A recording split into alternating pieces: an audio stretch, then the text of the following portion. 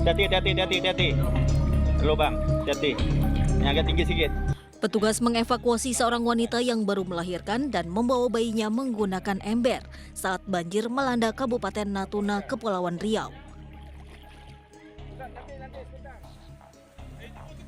Petugas gabungan TNI, Polri, Basarnas, dan BPBD Natuna juga mengevakuasi warga beserta barang-barangnya. Sejumlah sungai di Kabupaten Natuna meluap dan menyapu seluruh bangunan di pinggir sungai. Intensitas hujan yang tinggi di Pulau Bunguran sejak siang menyebabkan debit air meningkat. Derasnya arus sungai juga menerjang dan merendam sejumlah bangunan di beberapa perumahan Natuna. Ketinggian air bahkan mencapai lebih dari 1 meter.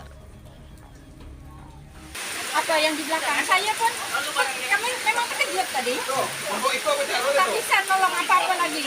Anak saya Lita tuh pakai angkat kayak gini. Saking udah rumahnya penuh air. Kita tahu bahwa Ranai khususnya di ibu kota ini kan ada 3 sungai. Nah 3 sungai itu kan hulunya itu di Gunung Ranai. Dan kami melihat berdasarkan cuaca yang diprediksi oleh BMKG dalam waktu 1 minggu ini dari tanggal 3 sampai tanggal belasan ya, 2 minggu ke depan itu katanya intensitasnya tinggi. Nah oleh sebab itu kami juga mengimbau untuk masyarakat sebelumnya yang tinggal di bantaran sungai dan segala macam waspada. Dan hari ini benar terjadi di luar dugaan kita. Banjir sebelumnya terjadi sekitar 15 tahun yang lalu. Sementara di daerah Sual, sebuah tebing longsor hampir menimpa rumah warga. Beruntung tidak ada korban jiwa dalam kejadian ini. Dari Natuna, Kepulauan Riau, Alfi Al-Rashid, iNews melaporkan. 2 pelajar di Kabupaten Jombang, Jawa Timur dibawa ke rumah sakit setelah mengalami kram. Diduga kedua pelajar alami kram usai mendapat hukuman di sekolah. 2 pelajar SMA di Kabupaten Jombang dibawa ke RSUD Jombang setelah mengalami kram. Keduanya mendapat pertolongan medis di rumah sakit. 2 pelajar SMA mengalami kram diduga usai mendapat hukuman di sekolah. Keduanya diketahui hendak pulang karena jam pelajaran kosong. Saat hendak pulang, mereka terpergok oleh guru berinisial Y. Keduanya dihukum push up dan squat jump 1 kaki puluhan kali. Kepala sekolah pun membantah kejadian itu. Diberi informasi oleh KTU ada 2 anak yang tangannya kaku atau kram. Sehingga saya langsung menuju ke UKS untuk membantu menolong beserta Bapak Ibu guru. Karena begitu minimnya peralatan di UKS atas inisiatif saya, akhirnya saya bawa ke IGD Rumah Sakit Umum Jombang memakai kendaraan saya untuk mendapatkan pertolongan. Kedua anak ini, informasi dari yang saya terima itu adalah menerobos sebelum waktunya pulang. Nah itu. Dan selama ini video yang sampai push up 100 kali ditambah dengan 50 kali itu tidak. Pihak sekolah menyebutkan kedua pelajar itu sakit. Wali Kota Depok Muhammad Idris menyatakan pembangunan masjid di lahan SDN Pondok Cina 1 ditunda. Murid yang telah berpindah belajar di sekolah lain kembali diizinkan untuk belajar di SDN Pondok Cina 1.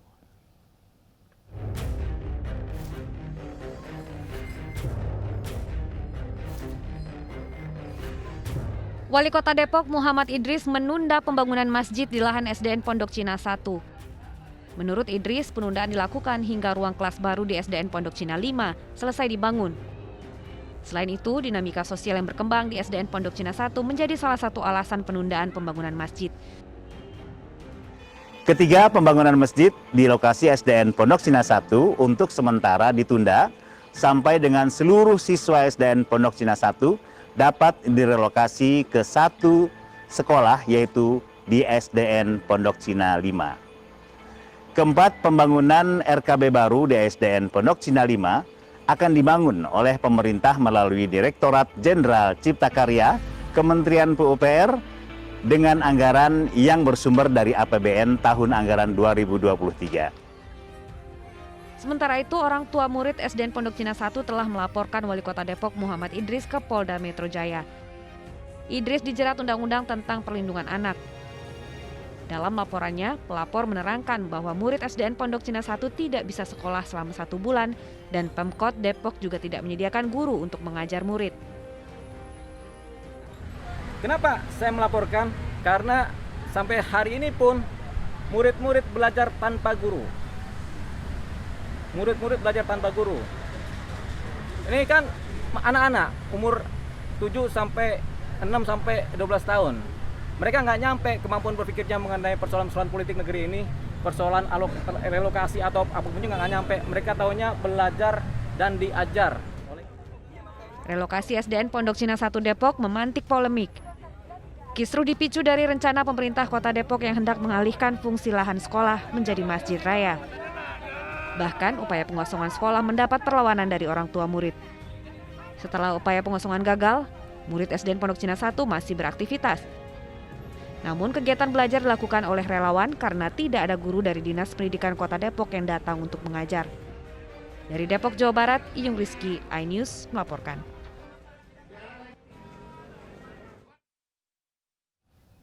Beralih ke informasi olahraga pemirsa, Timnas Indonesia terus bersiap jelang perhelatan Piala Dunia U20 2023. Tak hanya menjalani laga uji coba, Timnas juga menaturalisasi pemain untuk meningkatkan kekuatan tim.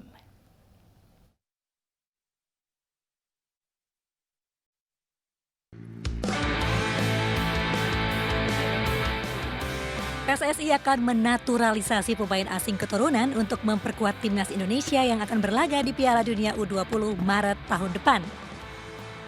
Sejumlah calon pemain telah menjalani serangkaian tahapan naturalisasi. Seperti Justin Hubner dan Ivan Jenner, bahkan telah ikut pemusatan latihan dan diturunkan di laga uji coba bersama Timnas U20 di Turki November kemarin.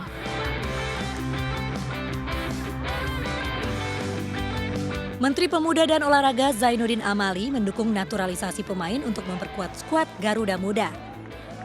Namun Menpora meminta seleksi pemain yang dinaturalisasi harus ketat dan harus ada darah Indonesia.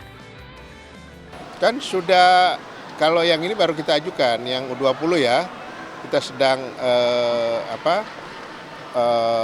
minta pertimbangan dari Kementerian Hukum, karena kita ketat, sekarang ini naturalisasi nggak sembarangan. Kalau dulu kan klub aja bisa menaturalisasi, sekarang saya tidak mau.